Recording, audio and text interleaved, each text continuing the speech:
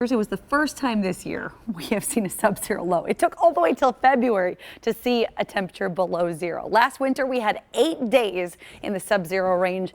Typically we see about 7 of those every single year. We're running pretty warm on the days with temperatures below 10 degrees as well. So far we're up to 6 days with temperatures below 10, so days in the single digits. Last year we had 20 and temperatures below 20 degrees, so temperatures in the teens. We've had 23 days so far.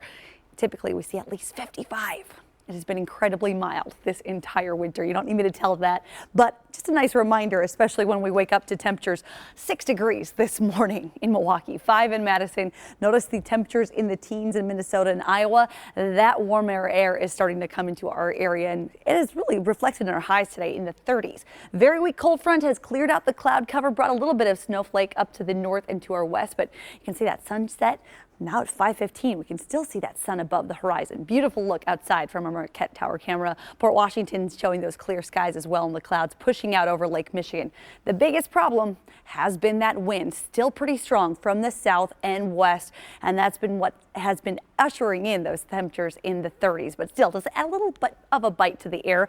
Temperatures feeling like we're in the teens and low 20s. The winds will start to relax though over the next 12 hours, and by the time you wake up tomorrow morning, only about a 5-mile-an-hour wind, mainly from the west. We'll call it partly cloudy throughout the day, but expect a few more clouds by the evening hours. Don't be surprised to see a very weak flurry, but I don't expect much of the precipitation to really hit us until early on Monday morning. Expect some snow to start to change over to rain, especially by the afternoon hours. Temperatures climbing close to 40 degrees on your Monday, but really the morning commute I think is going to be the worst of it.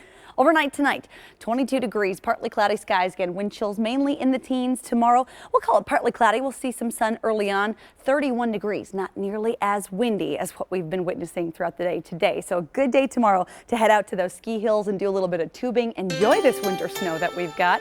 As we get into your Monday, starting off with some snow that will change over to rain by about 11 o'clock in the morning. Notice that high temperature close to 40 degrees.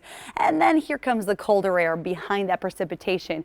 29 on Tuesday, down to 20 on Wednesday. The coldest morning is Thursday, but look at this, a nice sunny stretch as we go into the weekend.